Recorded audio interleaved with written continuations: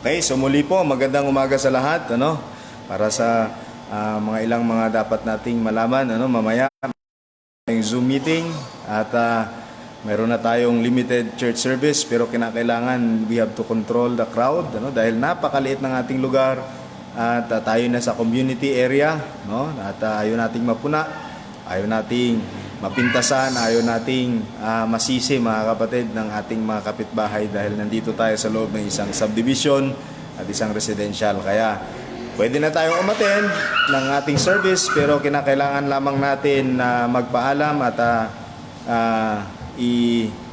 i-notice ng advance para atin mabilang at ating mapaghandaan kung ilan po ang kakasya dito sa ating bahay-sambahan. And then continue to be praying for protection ng bawat isa, at tayo po ay manalangin para sa ating offerings, at ang Panginoon ang mag-bless sa atin at salamat. Nagagalak tayong mag-announce na sa kabila ng ating kalagayan walang physical gathering pero ang Panginoon pa rin mga kapatid ay nagpo-provide ng ating pangangailangan dito sa ating bahay-sambahan, at tayo po ay manalangin na patuloy ng Panginoon na palain ang ating mga resources upang sa gayon ay patuloy tayong maging pagpapala din lalo na sa ating gawain dito sa church. Tayo po manalangin. Dakilang Diyos, pagpalain mo po ang aming pagbibigayan na ito po Panginoon ay magamit mo upang sa gayon ay patuloy Panginoon na mag-function ang amin pong bahay-sambahan Panginoon. Salamat na sa gitna po ng sitwasyong ito kami po Panginoon ay nandito pa rin at naging patutuo na hindi dahil sa amin, kung hindi dahil po sa biyaya mo at sa gabay mo Panginoon na kami po ay nagpapatuloy. Napatunayan po namin sa loob ng magwawalong buwan Panginoon na kami po ay hindi nakakapag-physical gathering. Kami pa rin Panginoon ay sinuplayan mo at pinuno mo pangangailangan. Kaya sa umaga po ito, pagpalain mo po ang aming pagbibigay Panginoon na ito po ang aming mga malikom ay magamit nga po Panginoon sa ikalalago ng iyong gawain at sa pagpapatuloy po nito. Ito po yung aming samot dalangin sa pangalan ni Jesus na aming tagapagligtas. Amen. God bless you. Sige.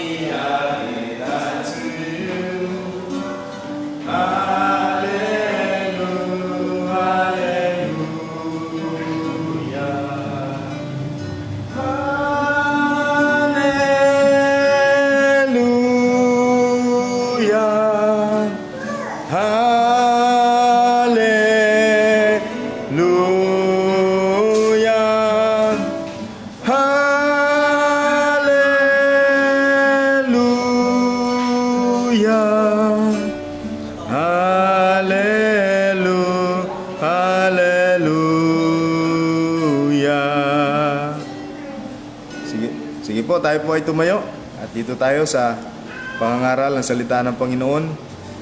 2 Thessalonians chapter 2. Basahin po natin from verse number 1 hanggang sa verse number 5. 2 Thessalonians chapter 2 verse 1 to 5. Let me read. Follow me with your eyes. Sabi ng Bible dito, "Now we beseech you, brethren, by the coming of our Lord Jesus Christ, and by our gathering together unto Him, that ye be not soon shaken in mind, nor be troubled,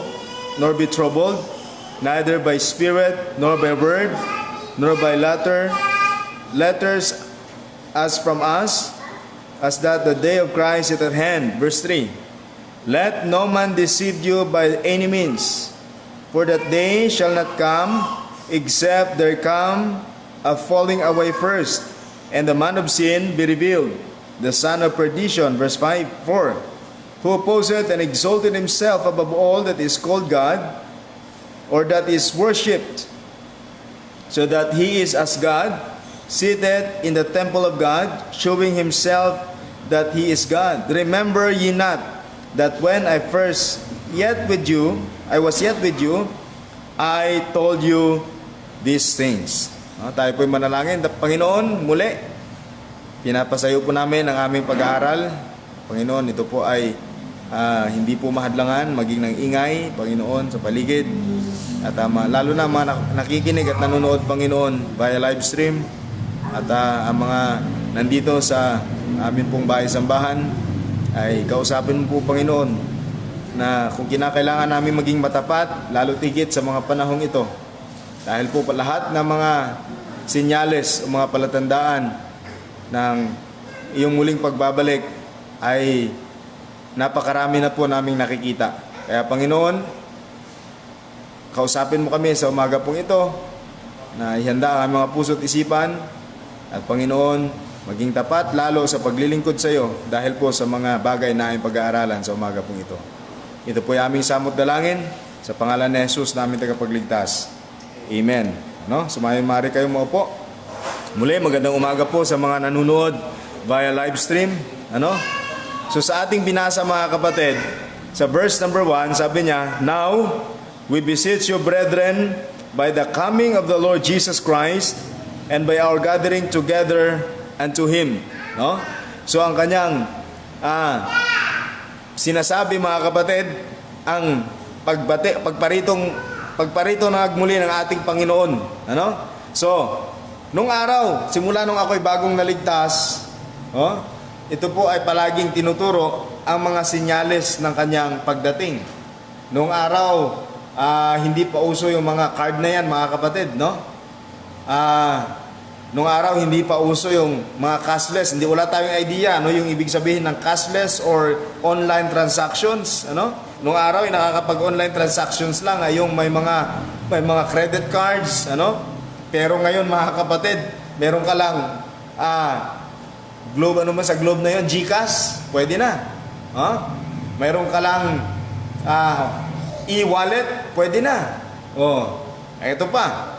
Noong araw, kinakailangan barcode. Ngayon, mga kapatid, kahit sa IATF,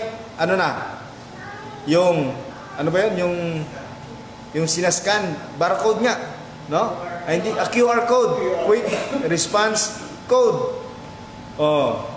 Pagdating ng araw, hindi na po chips, hindi na card ang gagamitin. Yun, ilalagay na lang doon yung numero mo o yung QR code mo sa balat mo. So, anong ibig kong sabihin? Pastor, nandyan na lahat. Now, ito ang gagawin natin. Ito ang gusto kong sabihin sa atin, Stop looking for a sign. Alam mo kung bakit? Nandyan na lahat Start listening to the sound of the trumpet. Yun na lang. Pag binasa mo yung Biblia, pag sinabi mong mga senyales, nandun na lahat. Nakikita na natin. Simula sa cashless society, hanggang sa convenience, mga kapatid, hanggang sa one world religion, doon na lahat papunta. Kaya, parang nakahanda na lahat. Kaya, ang susi dyan, mga kapatid, lahat ng senyales, lahat ng mga materyales ni Antikristo, nandyan na lahat. Pero sabi sa verse number 3, "Let no man deceive you by any means." Huwag kayong palilin lang, sapagkat, ito pa, hindi ihahayag si Antikristo at hindi matutupad, kahit nandyan na lahat ng mga palatandaan, hindi matutupad yan ito ang pinaka final mga kapatid. Sabi niya, for that day shall not come. Ano daw? Except there come a falling away first. So kasunod yan, magkakaroon ng apostasy. Ibig sabihin ng apostasy, ang katuroang biblikal ay hahaluan ng mga bulaang katuruan. Apostasy. Apostasy, falling away first, and that the man of sin be revealed. Kasi hindi siya paniniwalaan ng tao hanggat matino ang katuruan at ang doktrina natin. Nasusundan natin? Hindi niya maaangkin na i-claim niya na siya si Kristo o siya si Jesus Christ o siya ang Messiah at siya si Kristo, katawag ka sa kanya si Antichrist or the false Christ. Hindi matutupad na tatanggapin siya ng sanlibutan at halos lahat ng mga tao maliban sa mga na tunay na mga mananampalataya, mga kapatid, sapagkat kinakailangan mo na magkaroon ng apostasy. Baga, yung kasinungalingan at ang maling katuruan, kinakailangan muna na mukhang maging totoo. Yun sabi ng Biblia, falling away first. Paano yan? Darating ang panahon, kahit na yung mga batikan, magagaling, matitino, at mga sound preachers, sila na mismo, mga kapatid, ang magbabago ng kanilang katuruan. Eto ngayon, sabi ko nga we're praying for America kasi ang Amerika, yan po ang nagdala sa atin ng gospel. Yan ang nagturo sa atin ng biblical gospel. Pero, isang term lang ang Republican, which is conservative, na napapaligiran ng mga preachers. Papalitan na naman sila ng Democrat, At nakakatawa lang kasi nung si Trump ang president who claims to be conservative, napapaligiran naman siya ng mga apostate, di ba? Yung mga tao na sa paligid niya nagki-claim na preacher, pero pag titingnan mo, hindi naman sound ang kanilang mga paniniwala, Kaya mga kapatid, darating ang panahon na hindi na natin kailangan pang maghanap ng senyales. Doon lang, pagtingin mo pa lang sa credit card mo, pagtingin mo pa lang sa yung card na ginagamit, nandun ang barcode na sinasabi, di ba? O di kaya, pag sinabi mo pala, cashless ngayon, di ba? Ang toll gate, kinakailangan magkaroon ka na ng barcode, di ba? Sa toll gate, RFID. Hindi ka na makakapasok sa mga expressway pag wala kang RFID. Kasi cashless na nga. Yung RFID na yan, pag dumaan ka doon, isa-scan lang yan ng kanilang scanner doon, dire-diretso, wala nang toll gate, dire-diretso mga kapatid, at i-credit na lang sa bangko mo mga kapatid, So nandiyan na lahat. Kaya pag darating ang panahon, habang patagal at palapit na tayo sa pagbalik ng Panginoon, hindi na natin papansinin yung mga senyales, di ba? Hindi na natin titingnan ang mga signs of His coming. We will be starting, mga kapatid, to listen to the trumpet. Yun na lang ating hintayin.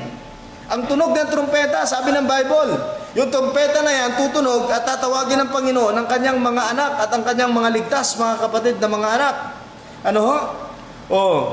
Kasi punta ka sa supermarkets, mga kapatid, nag-i-install sila ng nung araw, kinakailangan credit card, pero na makaraang mga taon lang, mga kapatid, kahit na yung debit card mo pwede nang gamitin.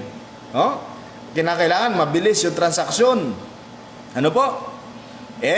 Kahit saang parte ng mundo, mga kapatid, ginagamit na po yung mga bagay na yan. Mga kapatid, napakarami na ng mga silinyales at palatandaan. These developments reminds us of what the Bible tells us 1,900 years ago in Revelation chapter 13 verse 16 to 18. Tingnan po ninyo. Revelation chapter 13 verse 16 down to verse number 18.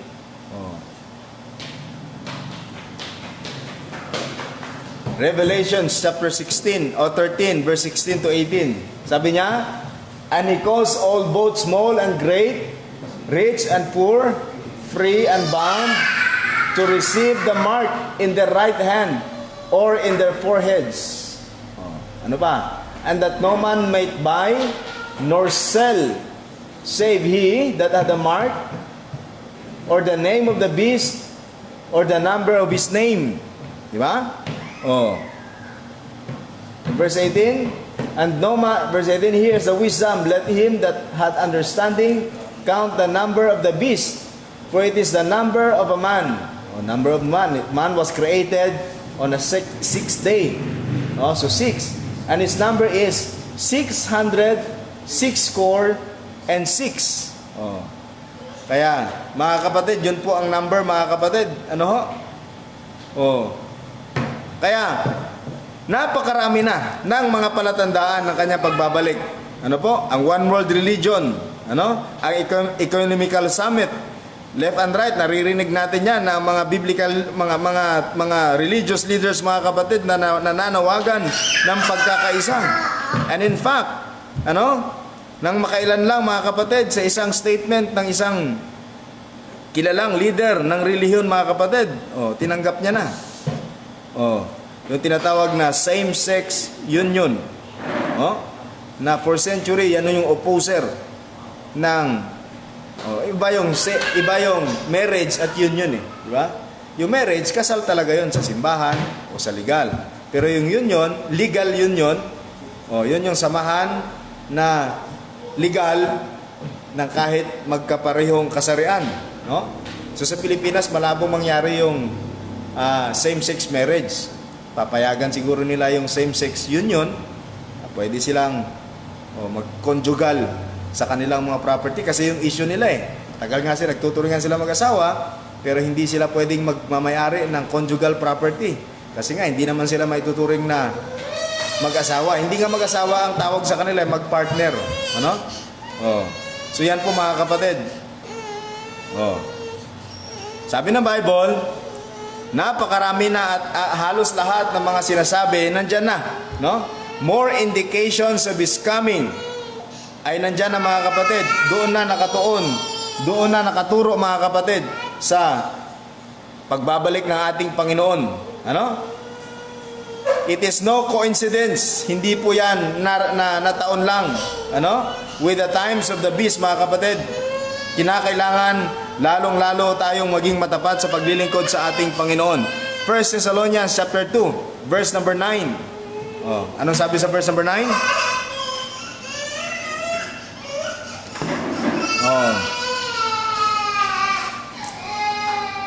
Anong sabi sa verse number 9? For ye remember, brethren, our labor and travail, for of laboring night and day, because we would not be...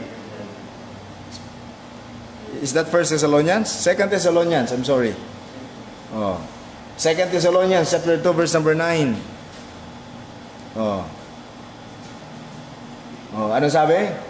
Even him whose coming is after the working of Satan, with all the power and signs and kasinungalingang mga kababalaghan or lying wonders. Yung mga kababalaghan niyang gagawin, base lahat yan sa kasinungalingan, mga kapatid. So, lahat halos doon na. Kaya, mga kapatid, lalo tayong maging matapat sa kabila ng nahihirapan tayo dahil sa ating kalagayan. Makinig po tayo, no? Akala natin ito na pinakamahirap na parte ng ating pagiging Kristiyano, itong pandemya, dahil hindi tayo makakapagtipon, mga kapatid. Pero tandaan natin, ang mga Kristiyano bago natin, mga kapatid, bago sa ating panahon, mas mahirap ang kanilang dinanas. Batas ng mga bansa ang kanilang kinalaban dahil bawal silang manambahan na hindi po, na ayon po sa kanilang kagustuhan. Kung hindi, mga kapatid, nung araw, mga kapatid, pag ikaw ay nagsamba na hindi po sa relihiyon, hindi ka umanib at hindi ka sang-ayon sa relihiyon, nung araw, mga kapatid, persecution at kamatayan ang katumbas nito. Kaya, huwag nating isipin, ito yun Sabi ng isang preacher nung araw, sabi niya, playing in God's megaphone to arouse a slumbering word. Sabi niya, pain comes into our lives in different forms. Pain of death or close one. Pain of failing relationship or family, mga kapatid, tandaan natin ganito yon. Sabi niya, mga kapatid, kaya tayo dumadaan sa mga ganitong sitwasyon, itong isipin natin. Habang dumadaan tayo rito sa mga problemang ito, itong isipin natin. Pagtagumpayan ko ang problemang ito, mga kapatid, pasakit na ito, at ito'y napagtagumpayan ko, gagamitin ng Panginoon ito para ako ay gamitin na tulungan ang ibang tao na dumadaan din sa kagayang problema. Tandaan natin, paano mo sasabihin, paano natin ituturo at paano natin isi-share na maging matapat tayo sa Panginoon na hindi nga tayo naging matapat sa panahon ng pandemya. Di ba? Kahit naman lang sa pag-attend, na mayroon man lang tayong pagkakataon at mayroon man lang tayong means upang umattend, mga kapatid, kahit sa online, pero hindi natin ginawa, hindi natin tayo nagsisika. Paano natin sasabihin sa iba, no? Na maging faithful tayo, na hindi man lang natin nagawa na maging faithful. Kaya, mga kapatid, uulitin ko po, habang pahirap na pahirap ang pagiging Kristiyano, habang pahirap na pahirap, mga kapatid, kasi darating ang panahon talaga, magiging matindi ang ating paglilingkod sa Panginoon dahil po, habang palapit na pagbalik ng Panginoon, mga kapatid, sasalain at sasalain niya mga mananampalataya. Ang ibig ko sabihin, mga kapatid, habang tayo ay papunta roon, dapat lalo tayong maging matapat sa Panginoon.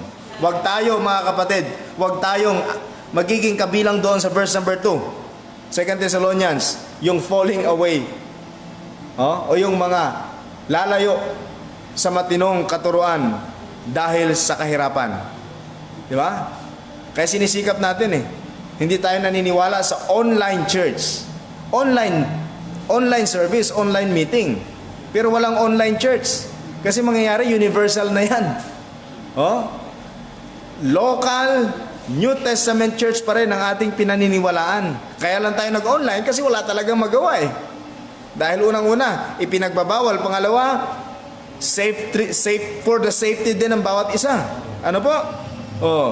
Mga kapatid, malapit na talaga ang pagbalik ng ating Panginoon dahil sa mga, sabi ko nga, huminto na tayo, mga kapatid. Huwag na tayong magantay doon po sa mga palatandaan dahil, mga kapatid, nandun na lahat ng palatandaan. Ano na lang ating hihintayin? Ang tunog ng trumpeta. Sabi ng 1 Corinthians chapter 15 verse 51, mga kapatid, sabi niya, "Behold, I show you a mystery. We shall not all sleep, but we shall all be changed. In a moment," verse number 52, "in a twinkling of an eye, at the last trump, for the trumpet shall sound, and the dead shall be raised incorruptible, and we shall be changed." So tutunog yung trumpeta, mga kapatid, yung mga yumao na nauna sa atin na nakay Kristo, sila yung unang babangon at aahon, mga kapatid, galing sa libingan. At tayo na mga buhay pa, mga kapatid, papalitan bigla ang ating katawan ng katawang hindi nabubulok. Bakit, pastor? Kasi yung katawan natin, hindi makakapasok ito sa langit. Masisira ito. Because this is corruptible body. Kaya kailangan palitan muna yan ang katawang makalangit.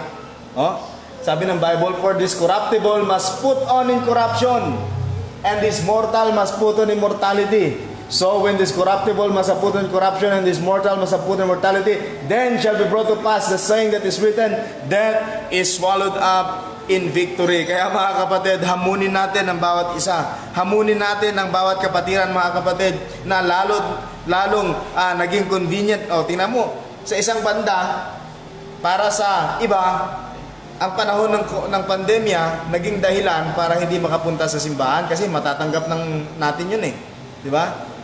Pangalawa, naging convenient kasi pinayagan na, okay, dyan lang sa bahay, pwede kang manood kasi hindi naman tayo. Pero wag nating hayaan na makontento tayo sa ganyang kalagayan. Amen? Wag nating hayaan. Mga kapatid, wag nating hayaan na maging konbinyente at makontento tayo. Sikapin pa rin natin, mga kapatid, na tayo ay makapaglingkod sa Panginoon. Sikapin natin na maka-attend sa physical gathering, mga kapatid, kahit at least once a month. Kasi hindi naman tayo pwede magsabay-sabay Baka magsabay-sabay tayo isang beses dito, puntahan tayo ng barangay, sabihin nyo, okay, sarado muna yan, pastor, di kayo sumusunod. Mga kapatid, stop looking for a sign and start watching and listening to the sound. Wag, hindi na kailangan pag-aralan yung mga sinyales. Kasi nandyan na kaliwat kanan. Oh, nandyan na lahat ng mga sinyales ng kanyang pagbabalik. Kaya mga kapatid, itigil na natin yung paghintay, mga kapatid, doon po sa kanyang pagbabalik sa pamagitan ng mga palatandaan. Simulan na natin na abangan, mga kapatid, ang tunog ng trumpeta. At siguraduhin at tsakin mo na sa pagtunog ng trumpeta na yan, maririnig mo ang trumpeta na yan at maririnig mo na tatawagin ang pangalan mo sa rapture na yan, mga kapatid. Ano? Oh,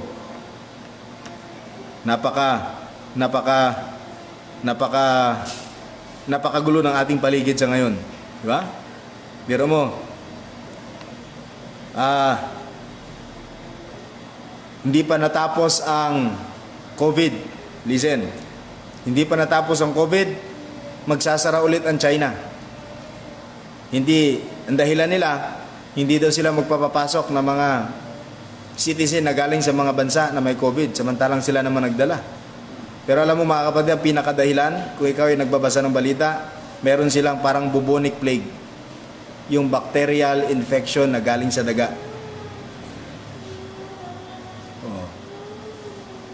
Na napaka-deadly. Buti pa nga yung COVID eh. Yung COVID, 99% nakaka-recover pagka wala kang karamdamang iba. Pero yun, mga kapatid, dahil sila kasi, alam mo, marami nga silang middle class, pero biro mo, ilang bilyon sila? Mahigit 1 billion, di ba? Almost 2 billion.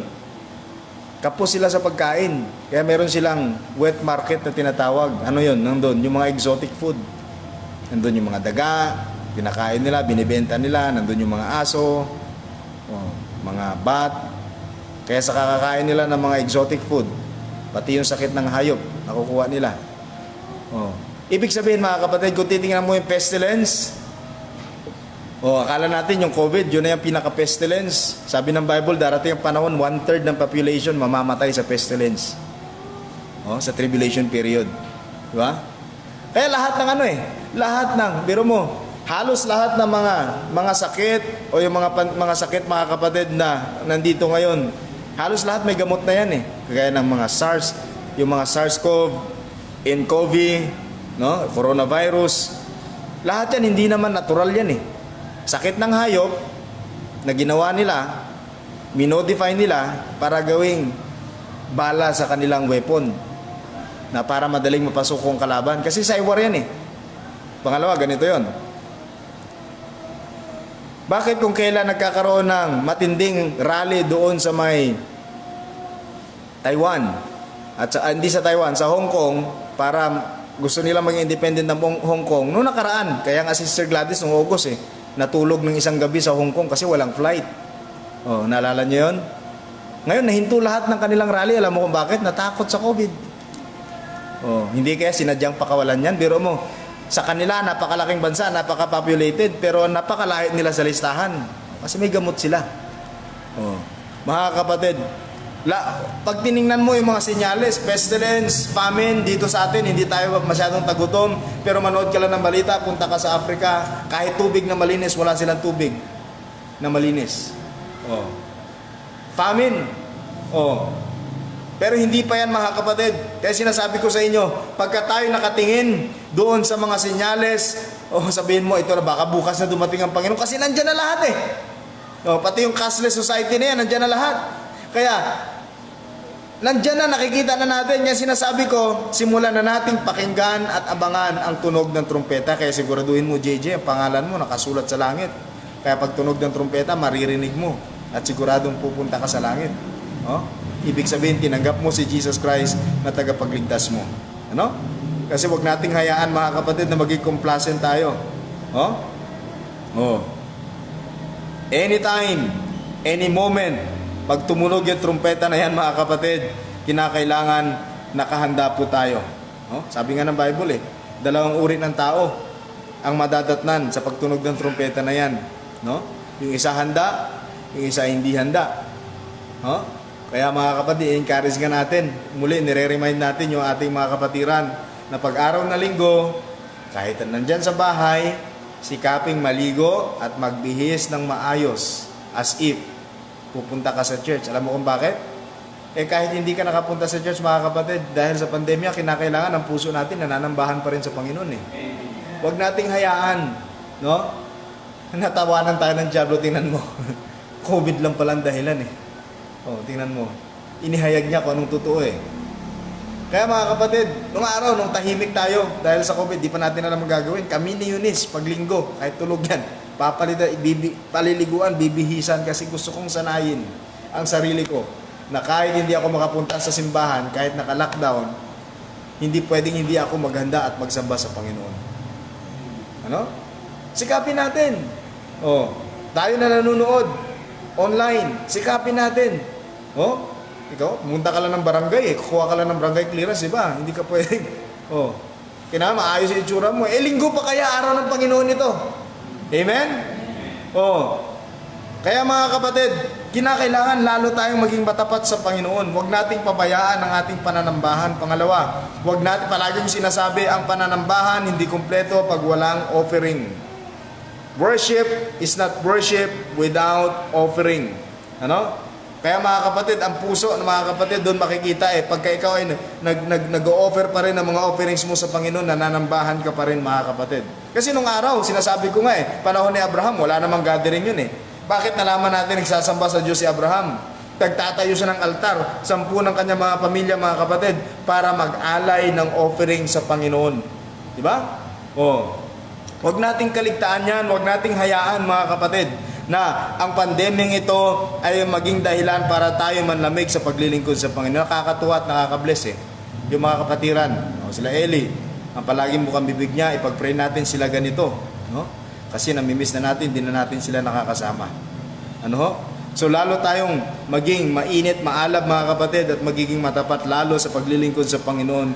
Lalo tigit alam na natin mga kapatid na hindi na tayo nag-aabang at hindi na tayo naghahanap sa mga senyales. We are just waiting for the trumpet to sound. Sabi niya, in a moment, in a twinkling of an eye, at the last trump, for the trumpet shall sound, and the dead shall be raised incorruptible, for we shall be changed. For this corruptible must put on incorruption, and this mortal must put on immortality. So mga kapatid, sabi niya, so when this corruptible shall put in corruption, and this mortal shall put in mortality, then shall be brought to pass the saying that is written, death is swallowed up in victory. O death, where is thy sting? O grave, where is thy victory? The sting of death is sin, and the strength of sin is the law. But thanks be to God. Mga kapatid, sabi niya, kahit gaano man kahirap ang ating pinagdadaanan, pasalamat pa rin tayo sa Panginoon dahil binibigyan tayo ng katagumpayan. But thanks be to God, who has given us a victory through our Lord Jesus Christ. Kaya hindi mo pwedeng sabihin na nagtagumpay ka kung hindi ka nagsikap kahit na mayroong pandemya, mga kapatid, na makapanambahan ka pa rin sa Panginoon. Sabi sa verse 58, therefore, ito na, hahamunin tayo ng verse 58. Sabi niya, therefore, my beloved brethren, ano sabi? My COVID man, be steadfast. Ano pa? My COVID man, unmovable. Yung iba dahil sa COVID, nag-decide na lang, dito na lang kami sa malapit. Hindi na ako dyan pupunta malayo, may COVID naman Movable yun. COVID lang pala makakapagpalipat. Amen? Unmovable. Ano pa? Always abounding. Kahit may COVID, nagbubunga ang ating pananampalataya. Paano ka magbubunga kung wala kang ginagawa? Paano ka magbubunga mga kapatid kung wala kang, kahit sa offering man lang natin, hindi tayo nagiging tapat? And movable, always abounding in the work of the Lord. Bakit?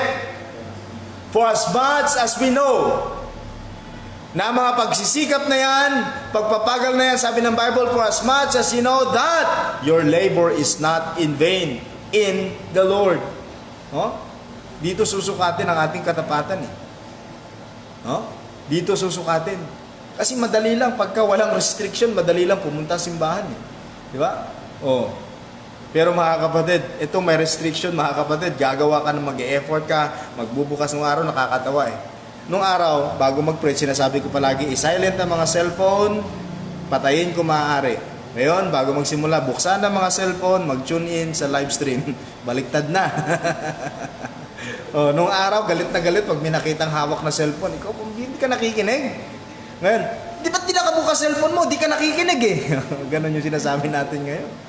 Pero mo yun? Pero ganun pa man mga kapatid, huwag nating hayaan. Ano? O si JJ, meron na cellphone yan. Magsuzoom yan mamayang gabi. Kung may load. Kaya lang, walang load eh. Hindi makapasok. Wala kang Zoom? Oh. So, punta ka doon mamaya. Connect ka doon. Oh. So mga kapatid, ulitin ko. Huwag na tayong mag-abang sa mga sinyales. Oh? Pag tinignan mo sinyales mga kapatid, halos kahit saan ka tumingin, nandyan na. Lahat ng mga palatandaan. Ano? Nandyan na. Pero mo paurong na paurong ang moralidad ng sanlibutan. O natuwa tayo dahil sa Amerika, yun yung modelo ng maraming democratic country. O nandun sa Amerika mga kapatid, pinanindigan ni Trump ang maraming biblical morality. Pero nung mawawala si Trump, ibig sabihin ang gagawa ng kanilang mga batas at pulisiya, ito namang mga liberal. Di ba ninyo alam mga kapatid na na-legalize ang maraming mga unbiblical at mga immoral na mga batas sa Amerika nung panahon ni Obama. Ang mga Pilipino marami nakatingin dun eh. Saan ba nalaman ng mga Pilipino yan, yung mga gay pride na yan, o mga queer flag na yan, kung hindi sa mga Amerikano? Kasi kung depende sa nakaupo roon mga kapatid, ganun din ang mga batas nila. Anong ibig mo sabihin, Pastor? Habang patagal ng patagal, paurong na paurong ang moral ng sanlibutan. Diba? Kaya, pag tumingin ka sa senyales, kaliwat kanan, nandun na. Signs of the times are everywhere. We're not looking for a sign anymore. Stop looking for a sign and start waiting for the sound of the trumpet. Ibig sabihin, lalo tayong maging matapat. Anytime, any moment, sabi ng Bible, in a twinkling of an eye, the trump will sound. Wala na si Trump. President Trump, ibang Trump na ang ating inaabangan. Ibang trumpet sound na ang ating inaabangan. The trumpet sound mga kapatid, the sound of the archangel mga kapatid, na siyang tatawag sa mga mananampalataya. Kaya ang hamon natin sa umaga pong ito, huwag nating hayaan na maging madaling magsabi, sabihin mo na, Pastor, hindi ako maliligaw, hindi ako aalis, hindi ako. Pero mga kapatid, tingnan mo nangyayari ngayon. Kaya nga mga kapatid, kahit paano, sikapin natin na dumalo pa rin sa physical church. Alam mo kung bakit? Pagbukas mo ng Facebook, napakaraming pwede mong mapanood dyan. Pag nanood ka sa mga malalaking simbahan na napaka-organized na kanilang live stream, hihigupin. Pati yung member ng maliliit na simbahan, doon natututok. Imbis na tutulong sa kanilang simbahan, may naka-plus doon na account ng simbahan, doon na lang kasi doon na bibless. Mga kapatid, sikapin pa rin natin maging matapat sa ating local church. Amen? Napakahalaga ng ating local church. So umaga pong ito, simple lang aking hamon. Huwag nating hayaan na hindi mo, mga kapatid, ganito yun eh. Sa verse number 2, that ye be not be soon shaken in mind, or be troubled, neither by spirit, nor by word, nor by letter from us, that the day of Christ is at hand. Verse 3, let no man deceive you by any means. Bakit? For the day shall not come, except there come a falling away first. Pastor, hindi naman ako kasama siguro sa mga falling away na yan, o sa mga apostate na yan. Hindi mo lang alam. Kasi hindi ka naman magiging apostate na alam mo eh. Di ba? Yung preaching kagabi ni Brother Robert, yung trial, hindi exempted. Walang exempted kahit pastor. Ang pangangailangan mo, pangangailangan din yan ng mga leader. Ang temptation nyo, temptation din yan ng mga leader. Kasi walang apostate na alam niya na apostate siya. Kahit na apostate yan, paniniwala niya, sound ang kanyang doctrine. Kaya tayo lalong maging maingat, lalo na sa panahon ng pandemya. Amen? Napakarami nating napapakinggan, napakarami natin nakikita. Kaya kinakailangan maging wise tayo sa pag-discern kung saan po ang biblical na katuruan dyan. Huwag tayo maging bahagi ng mga falling away na yan. Amen? Amen? Let's stay faithful, mga kapatid, sa mga katuruan ng Biblia. Ano? So, simple lang, inuulit-ulit ko. Stop looking for the sign. The signs are everywhere. Oh, the signs are everywhere. Oh, the signs, kahit saan ka tumingin, nandoon ang mga sinyalis, mga kapatid. Ano? Biro mo, cellphone mo lang. Ngayon, mga kapatid, pag nawala, pag nakakonect yan sa signal, pwede mo matrace kung nasan. Pagdating ng panahon, yung code na lang. Oh, kung saan ka pumunta. Biro mo, nakakamangha. Yung Pilipinas, meron ng capacity na ganun. Yung night capacity na nung nadali nila ang 7 member ng Abu Sayyaf, merong thermal ano na pala sila na makikita kahit sa gabi, makikita kung saan yung barko at yung pwesto ng kalaban. Akala ko Amerika lang may ganun. May ganun na palang Pilipinas, di ba? Nakita yun sa balita. Mabinangga nila yung sinasakyan. Pero alam mo, in real time, mga kapatid, pag may cellphone ka, parang ganun ka sa mga giant tech na ito. Kasi hindi ka naman makakapag-activate ng Google account mo pag wala kang pangalan dun eh. Tama? Hindi ka na ngayon makakapag-activate. Akala mo security para pag nawala, ay malaman ko kung saan ang aking cellphone. Yun pala, hinihigop lahat. Birthday mo. Oh. Tapos, may backup ka pa na password. Pag nakalimutan mo, at least alam mo kung saan ka pinanganak, saan ka lumaki. Oh. And by the way, mga kapatid, nandun na. Nagsisimula na ang ating national ID. Preparation lahat. Sa national ID, doon na lahat ng information mo. Yung mga eskwelahan natin, mayroon ng LRN. Dati wala naman yun eh. Ano yung LRN na yan? Learner's Identity Number. Simula kinder hanggang college, hanggang pagtrabaho mo, yan na ang permanent number mo. So pagdating ng araw, hindi na Jenny ang pangalan niya kasi madaming Jenny Rada eh. Jenny Sarmiento Rada. Pag pumunta ka sa NBI, baka may ka-birthday pa siya eh. Pareho yung gender. Kaya hindi na, pag tinignan mo yung NBI clearance mo, may barcode dyan, hindi si Jenny yung nakalagay dun eh. Number. Pagdating ng araw, number na lang. O, kaya number na lang. Kaya mga kapatid, papunta tayo roon. Di ba? O, kaya, pag tinignan mo signs, pastor, nakakatakot, nandyan na lahat ng senyales. Kaya nga, stop looking for a sign. And be faithful and start waiting for the sound of the trumpet, mga kapatid. Kaya lalo tayong maging matapat. Kasi nandyan na lahat ng senyales eh. We have to stop, mga kapatid, searching for the sign and start waiting for the trumpet. Kaya sa umaga pong ito, as we close our service, mga kapatid, kumusta ang ating puso? Pag tumunog ba ang trumpeta, tayo ba'y nakahanda? O tayo ba, mga kapatid, ay hindi nakahanda? Kumusta ang ating prayer life? Yes, tinatanggap natin, meron tayong physical restriction dahil sa COVID-19. Pero hindi dahilan yan para ihinto mo na rin ang pananambahan mo at ang katapatan mo sa Panginoon. Hindi dahilan yan para maihinto mo na rin ang prayer life. Ano ho? Napakaganda nga, mga kapatid, mag-set kayo ng oras bilang pamilya. Mag-pray ng sabay-sabay. Oh. Napaka, mga kapatid, kumusta ang ating puso? Kumusta ang ating paglilingkod sa Panginoon? Oh, the trumpet will sound anytime. Kaya mga kapatid, we will stop looking for the sign and start waiting for the sound of the trumpet. Anong gagawin natin habang nag-aantay tayo ng trompeta na yan? Let's be faithful sa ating paglilingkod sa Panginoon. Pasalamat tayo, mga kapatid. No? Mga kapatiran natin, nakikita natin na mga kapatiran nagsusupport sa gawain. Kahit hindi man natin nakakasama physical, nandyan ang kanilang puso sa paglilingkod sa Panginoon. Ano? Kasi mga kapatid, huwag nating hayaan na pagdating ng panahon, idadahilan natin ang COVID, idadahilan natin ang mga problema.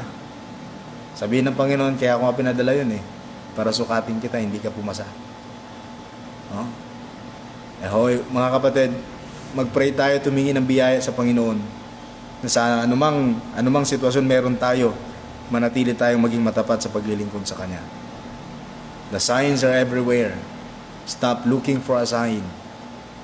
Start waiting for the trumpet. The trumpet will sound anytime. That's why we have to be faithful. We have to be true. We have to be committed. There's no time mga kapatid para tayo po ay magtampo. There's no time mga kapatid para tayo po ay tumigil pa sa paglilingkod sa Panginoon. Dahil lahat ng senyales nandyan na. Inaabangan na lang natin ang pagtunog ng trumpeta. Every head bow and every eye closed. Panginoon, salamat po na kami, Panginoon, ay binibigyan mo ng mga reminders na kagaya nito, na sa kabila ng mga restrictions namin, sa kabila ng aming kalagayan, kami, Panginoon, ay palagi mo kinakausap pa rin. Panginoon, salamat po na binigyan mo kami ng babala, na yaman din lamang na nakikita na namin kaliwat kanan ng mga senyales ng muli mong pagbabalik at pagpaparito. Hindi na namin kailangan hanapin pa ito at pag-aralan at palaliman. Ang aming gagawin na lamang ay ituon ang aming puso sa paglilingkod sa iyo at abangan ang pagtunog ng trumpeta sa muli mong pagbabalik at udyat ng iyong pagsundo sa amin. Matagpuan nawa kaming matapat na naglilingkod sa iyo, Panginoon. Matagpuan nawa kami, Panginoon, na nasa gawain mo sa pagbalik mo, Panginoon, sa pagtunog ng trumpeta. Marami pong salamat sa umaga pong ito. Ito po aming samot dalangin sa pangalan ni Jesus namin tagapagligtas. Amen. Magandang umaga po sa lahat. God bless us.